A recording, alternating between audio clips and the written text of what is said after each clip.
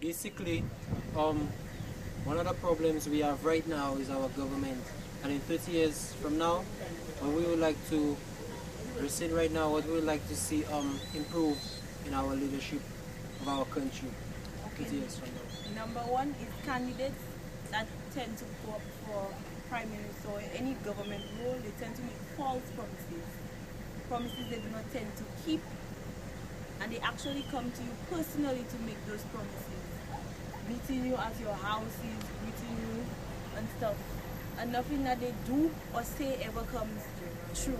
Well, basically, the problem with our candidates is basically that in Saint Lucia, our politics is very hands-on, where you find that people in our communities can actually approach a minister or a candidate and tell them exactly what they would like to see done in their community or in their lives personally.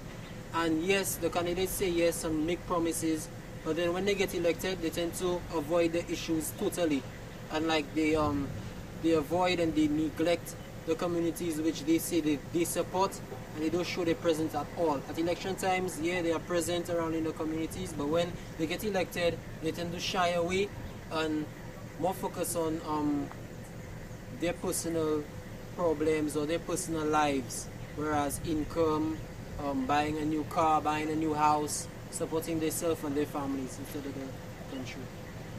On that note, also spending. They tend to spend their money on unimportant things that is not important, that doesn't really benefit us as people, and also lack of education and healthcare facilities.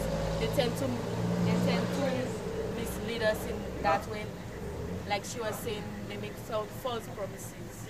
Well, basically, also with that is you find that the government spends a lot of money on big things like building a hotel or building some kind of big some kind of field or something for jazz or whatever. They might invest in these big festivals, but when it comes to small things like education, like renovating a post office, or renovating a police station, or buying cars for the police, or